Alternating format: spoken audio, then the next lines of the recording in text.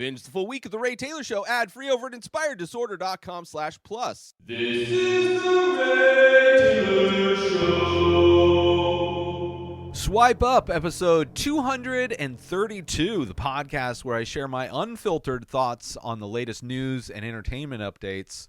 I'm your host, Ray Taylor, and every Thursday I'll be bringing you a fresh perspective on a variety of topics. In this episode, I am talking about the anti-Nazi sheriff in Florida. Kind of a bunch of words that don't seem like they fit, but there is an anti-Nazi sheriff in Florida. I'm also going to be talking about the company behind ChatGPT. Says that 80% of U.S. workers' job will be impacted by AI, which is kind of a no-duh, but definitely something to talk about. And the last story, I'm going to be talking about a victory. Unions actually work, people. The Los Angeles Unified School District workers reach a deal for a 30% raise. So let's get into the show, shall we? Let's get it started with our first story. 4chan troll living with his mom arrested for threatening an anti-Nazi sheriff. I don't know if people have seen the video of this sheriff, Richard Golden. Oh, no, Richard Golden is a 4chan user in his mid-30s, was arrested for allegedly threatening to kill Volusia Sheriff Mike Chitwood on March 1st. So this sheriff, Mike Chitwood, there's been a couple of his rants, right? Clearly anti-Nazi and something that's refreshing to see. Not only refreshing to see a sheriff, somebody that is involved with law enforcement, actually being on the side of justice in a passionate way, but also somebody who works for the government to be, especially in Florida, to be passionately against these Nazis. Versus governors of states like Florida, like Ron DeSantis, who have no problem with Nazis and their support of their campaign, right? Like Trump, who said that there's plenty of good people on both sides, right? The majority of conservatives, or every single conservative, doesn't really do much to point out or distance themselves from the Nazis in this country. So it's refreshing to see somebody who works for the government be so passionately against Nazis for a change. It's really sad. It's really sad that this is a unique thing to see. This is a novel thing to see online, that somebody in politics, in working for the government, would be so passionately against the Nazis. It's actually very sad that this isn't more of a standard operating procedure when it comes to Nazis in this country, which seems like they have been rolled out the red carpet ever since Trump became president, right? Really felt emboldened with the white supremacists that have been elected in many, many positions throughout our government, under the banner of the Republican Party. So kind of amazing to see this guy, and I would highly recommend checking out this dude's videos online, Sheriff Mike Chitwood, because this is the energy that we should get from every politician, not just some random sheriff in Florida. I'm surprised he's still a sheriff in Florida, considering how against a lot of DeSantis' base that he is. DeSantis is pretty good about getting rid of people that disagree with him. So wouldn't be surprised if Mike Chitwood gets transferred at some point. But it's good to see what he did here. Golden was arrested at his mother's home in South Brunswick, New Jersey, and had his computer and electronic devices seized from his bedroom. Chitwood went viral for an anti-Nazi rant that he went on at a recent press conference addressing the rise of white supremacy, the rise of white supremacist and anti-Semitic stunts in this country. I mean, it's like every day you see some like laser projected laser swastika projected on some like building, like some skyscraper, some like sports building, right? They hang flags. I mean, they feel very comfortable letting people know that Nazis are here because so many people in the Republican Party really do a lot to protect them, do a lot to like embolden them and keep them from facing any kind of punishment. I mean, we've seen the Republicans vote against trying to weed out white supremacists and Nazis from the military. So it's like the Republicans actively protect these types of people. So it's refreshing to see somebody in the government not do that. But of course, we're seeing a lot of that. So of course, there's a rise in it. So it's, yeah, so he's calling it out. Finally. Wow. It's sad that it's so refreshing. Golden allegedly wrote on 4chan, just shoot Chitwood in the head and he stops being a problem. I could see Trump saying very similar things about every just Republicans in theory, right? Allegedly. I could just imagine a reality, right? This is a fictional hypothetical I'm putting out there that I could see a lot of Republicans, whether they're in office or not, have said similar things privately about not only this sheriff, but about anybody of a race or sexual preference or identity that isn't a straight white Christian male. But yeah, so just shoot him in the head, and he stops being a problem. They have to find a new guy to be the problem, but shoot Chitwood in the head solves an immediate problem permanently. Just shoot Chitwood in the head and murder him. End quote. These are all the quote from this guy Golden, which, you know, things like 4chan, which is something that Twitter is turning into, right? Where when you see Elon Musk take over Twitter, you see an exponential rise in similar things that you see, which is pretty commonplace on 4chan. Chitwood has been sounding off about numerous neo-Nazi and white supremacist groups who have set up residence in South Florida, including the Goyim Defense League. The GDL is described as an extremely anti-Semitic street theater troupe. Wow. Chitwood's office, probably as a way to excuse their behavior as an art form, as a means of expression to be protected by the First Amendment, right? We're able to say whatever we want because this is a performance piece, right?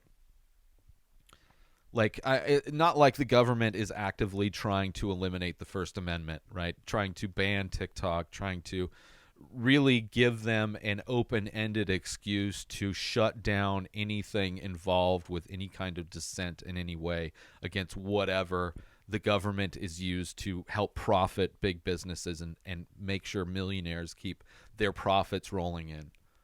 Chitwood's office has other active subpoenas for people who made other online threats against him. Golden is expected to be charged with the threat of serious bodily injury or death by written communication. Chitwood made a comment about Golden's appearance and living situation, saying, being 38 years old and living in my mother's back bedroom with no job. I mean, that's kind of a common critique you could lay on almost any online troll. All of the people that have their private burner accounts that feel absolutely comfortable throwing out as much hate speech as possible and complaining about how they have to have a private burner account because their last account got canceled. They got canceled for their hate speech. It's an insane reality we're living in this country. It is insane. Let's move on. So I'm happy that sheriff is out there. We'll see how long he lasts, right? I hope he lasts a long time. I hope he becomes governor of Florida, right? I like that attitude. anti-Nazi. Let's make him in charge. Let's see the contrast in human rights between the current fascist governor of Florida and somebody like this anti-Nazi sheriff. Let's take a quick break from this episode to talk about, are you a fan of art, movies, and all things entertainment? Then you need to check out youtube.com/inspired disorder. Our page is jam-packed with all kinds of great content, including making of videos of the many faces, an ongoing art series of abstract ink paintings. But that's not all. We also feature daily episodes from The Ray Taylor Show, a podcast that brings you movie reviews, TV show reviews, episode recaps, opinions on news and entertainment, and much more. There's also a weekly diary and top 5 movie rankings of a variety of categories. And if that wasn't enough, we've also got how-to videos covering all kinds of topics. So why wait? Head on over to youtube.com/inspired disorder and start exploring the amazing content we have to offer. And now back to the show. But let's move on to the second story. OpenAI, the people behind ChatGPT, OpenAI research says 80% of U.S. workers' jobs will be impacted by ChatGPT, obviously. OpenAI researchers and the University of Pennsylvania suggest that 80% of U.S. workers may have at least 10% of their tasks affected by the introduction of ChatGPT. Obviously, that's not necessarily replacing workers, but in a lot of instances, I mean, you're seeing Microsoft, Amazon, Meta, all these giant companies laying off thousands and tens of thousands of employees because they're being replaced with AI. Like I think Amazon replaced their HR department with AI. Like it is going to be replacing a lot of actual jobs. But in addition to that, that's not the only way it's going to impact the workforce. It's also going to be used as a tool, especially for people who run their own business, for small businesses. These are tools that can really help you do a lot of things that you wouldn't be able to afford to do because you can't maybe not be able to afford to hire somebody to do those things. So, double-edged sword for sure, but they found that around 19% of workers may see at least 50% of their tasks impacted by ChatGPT or GPTs, which I don't know. What does GPT stand for? General pathetic teachers? No, I don't know. GPTs are generally, here we go. Here's the definition right here. GPTs are general purpose technologies.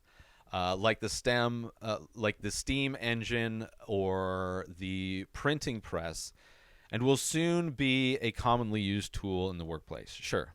I mean, they're being implemented into everything.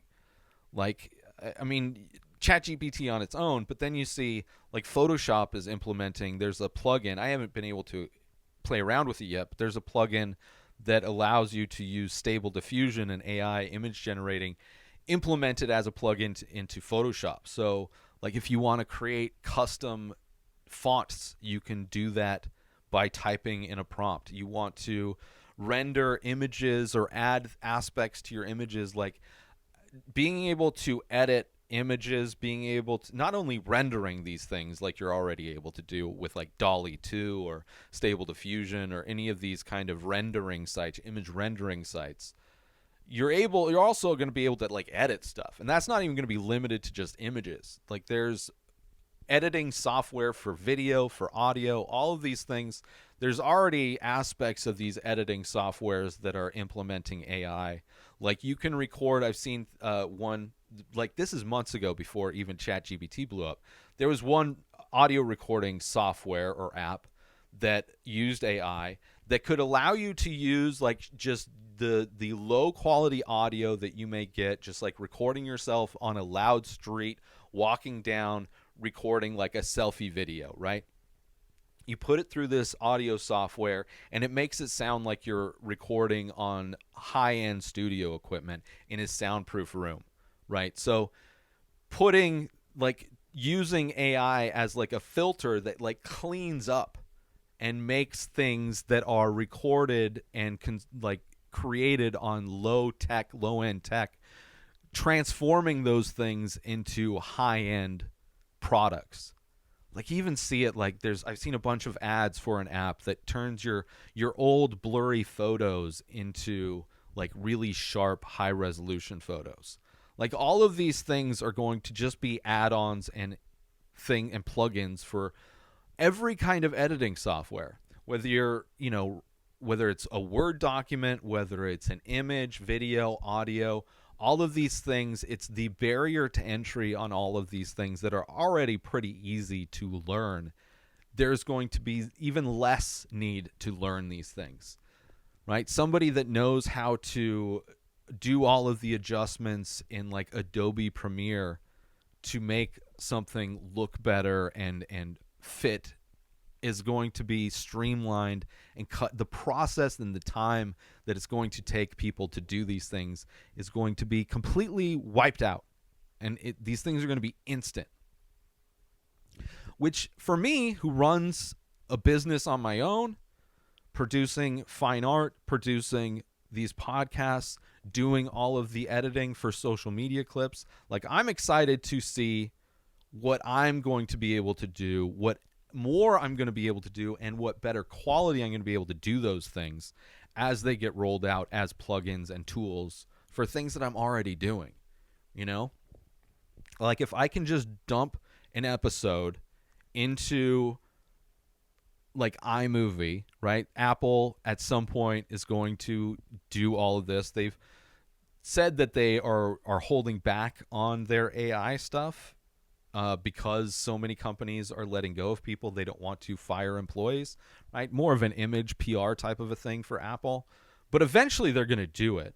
And eventually those things are going to roll out. Like, eventually the Siri in your phone or your tablet is going to do all the things ChatGPT can do, where it can actually give you answers and not just give you a link to the search on a website. Right? It's going to become so much more useful once they implement AI into the voice activated. And I've seen that there's already like plugins and workarounds where you can do that. But like, this is going to change a lot of things. And it's not necessarily going to be good for a lot of people. Like, a lot of people, like a lot of jobs, like if you're a graphic designer working at a big company, they're going to need a lot less graphic design. Like, they may have an art director and like a couple designers, and that could replace an entire team.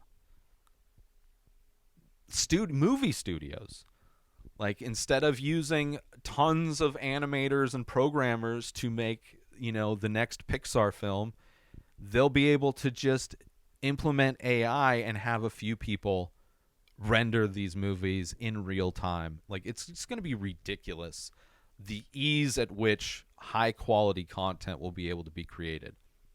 And that's just like, and I'm thinking it from a content creation standpoint of making video, audio, text, images, that kind of thing. But there's like, on the business end, accounting, tax preparation, medical, like every industry that requires people to sit in front of computers for a long time, like, a lot of that stuff's going to be gone.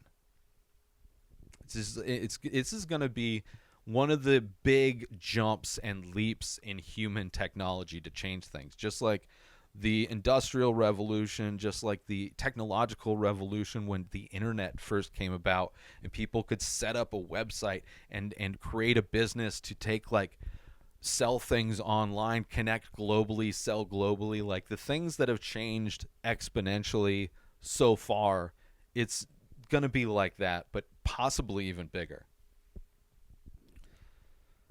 The researchers used the ONET database to determine the tasks to measure for each occupation, and collected both human and GPT-4 generated annotations. The occupations with the highest exposure to GPTs include mathematicians, tax preparations, writers, web designers, accountants, journalists, and legal secretaries. Like I just said, Occupations with the highest variance or less likely to be impacted by GPTs include graphic designers. I doubt that. There's gonna be less of a need for a big design team. I've never worked in that. I've done my own stuff, but I've never worked I don't know what the corporate version of that is. Search marketing strategies. I don't buy that either. And financial managers. I think all of those can easily be impacted as well. GPTs are anticipated to have the greatest impact on data processing services, information services, publishing industries, and insurance carriers, while the least impact is on food manufacturing, wood production, product manufacturing, and support activities for agriculture and forestry. So some things that are like directly tied to dealing with natural substances, maybe.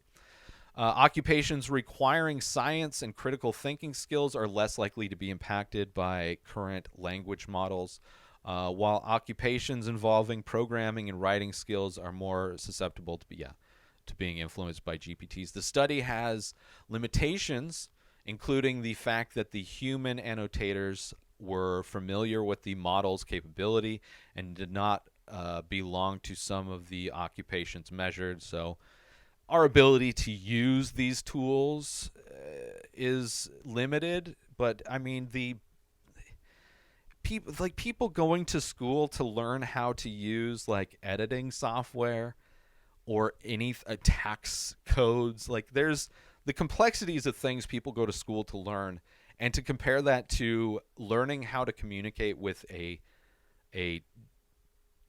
AI, giving them the right prompts. I mean, one, it's going to be easier. I've seen things about AI where the whole prompt thing is going to become far easier, where people who have very little experience understanding how to perfectly structure a prompt to get what you want is going to be unnecessary. So that aspect, I think, is just going to be going away pretty soon. The report suggests that GPT models will soon be a commonly used tool, with Google and Microsoft already announcing that they will be introducing AI in their Office products such as email, documents, and their search engines. It's just sad that Apple's waiting on this, because I don't use Google, I don't use Microsoft. The reason why I have Apple products is because they come with the apps that are for free. Like, I've edited thousands of podcast episodes using only GarageBand and iMovie. So, but it's just a matter of time before they roll it out as well.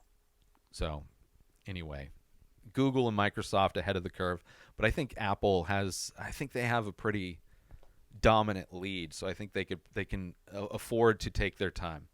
But it's right around the corner, I'm sure.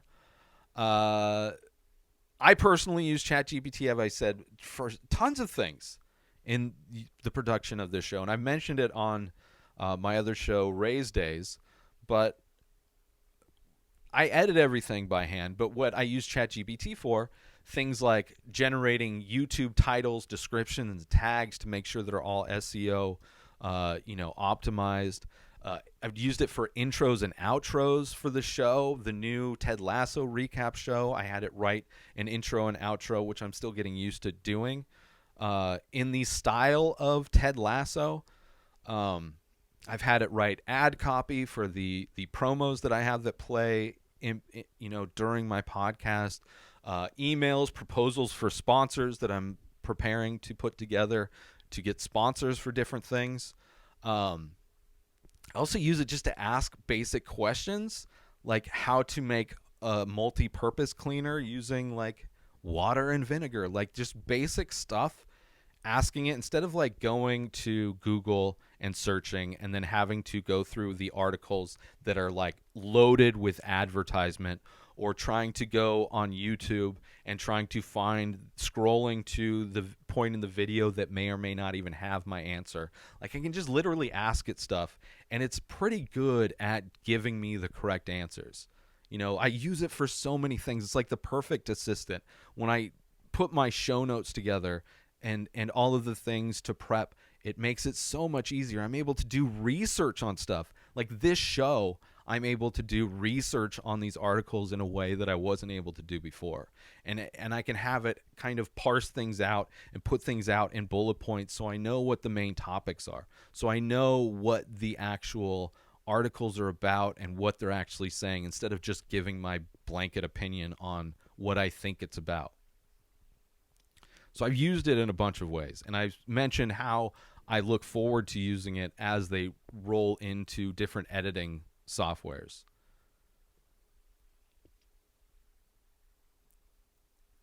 So I don't know. I'm a fan of new technology. I'm a fan of using tools that I can use a lot that are very useful. I like to use the fuck out of tools. And so far, ChatGPT has been a tool that I've used a ton. It's not perfect, but neither are people. If I could somehow afford an assistant to do all of these things for me, I would still have to like go through and double check, right? I can't just blindly just trust that it's going to be perfect. But it's still like 90% perfect. It's not like minor adjustments here and there, tweak things here and there. So yeah, 80. I'm not surprised at all. We're getting into a time where like crazy things are going to happen, and I think a big reason why they're trying to ban TikTok and trying to pass legislation that will allow who's ever president at the time to just indiscriminately shut down businesses like TikTok. Meanwhile, they seemingly have zero problem with Meta and Twitter and all the other social media apps that do exactly the same things that TikTok does. They don't have a problem with that, but they want to have the okay to limit the freedom of speech in this country. They don't want people to connect, right? They need people to be livestock, to go work at corporations, to generate income for millionaires and billionaires, because those are the people that pay off politicians. Those are the lobbyists that write these laws. Let's take a quick break from this episode because I want to talk about, are you looking to add some unique and expressive artwork to your home, office, or wardrobe? Look no further than the Many Faces series by Ray Taylor. That's me. These abstract paintings on paper explore the endless possibilities of the human face, capturing unique expressions of emotion, mood, tone, and energy in just a few minimal features. Now you can bring these stunning and thought-provoking pieces into your own space with high-quality prints and t-shirts, featuring designs from the Many Faces series. Or take home a one-of-a-kind original piece for your collection. Don't miss out on this opportunity to add some original and expressive artwork to your home, office, or wardrobe. Head on over to inspireddisorder.com to browse and purchase original artworks, prints, and t-shirts from the Many Faces series today. And now, back to the show. Let's move on to our last story. 30% raise. The LAUSD workers reach deal after massive strike. The rise of unions, especially when it comes to companies like Amazon, when it comes to teachers. And you want to talk about the power of unions, just look at the police unions, which is one of the strongest unions in this country. And they're so good, they've made it so people who are part of that union could literally get away with murder, because they've negotiated to have qualified immunity so police officers don't get charged. Like, it's so rare that a police officer ever faces any kind of punishment for murder. It has to be like global protests. And usually they just get fired and end up working at another police department, right? So that is an example of how a union can change things for the better as far as workers. And maybe when it comes to killing people, I think there should be a line there when it comes to letting people get away with murder. But when it comes to teachers who are like, it is insane that teachers get paid as little as they do. So to see this be successful is amazing. And this is only tentative. A tentative agreement has been reached between the Los Angeles Unified School District and Local 99 of the Service Employees International Union, representing 30,000 employees, including bus drivers, teacher aides, special education assistants, custodians, and food service workers.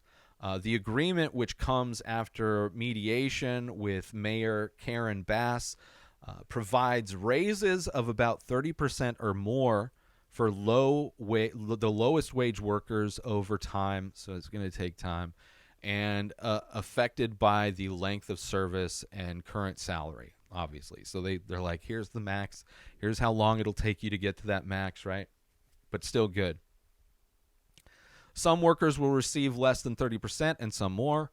The agreement is not on across-the-board increase, but is spread out over time, right? And, they could always change that later. I remember when I used to work at Costco, worked there for 13 years, and when I first got hired there, like, there's a pay scale. Like, you work here for this amount of time, you clock this amount of hours, you get a raise, and then at some point you get topped out and you get bonuses.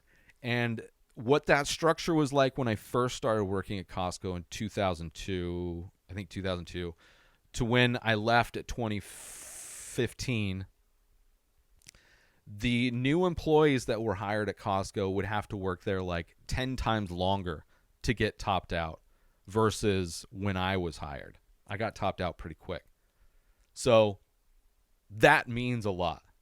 And that's Costco. That's a company that it's held in high esteem. Which I think is a fraudulent pedestal to put that company on, but it is what it is. It's just sad that there's so many companies that are far worse to people, but Costco is a company that is against starting unions, for sure.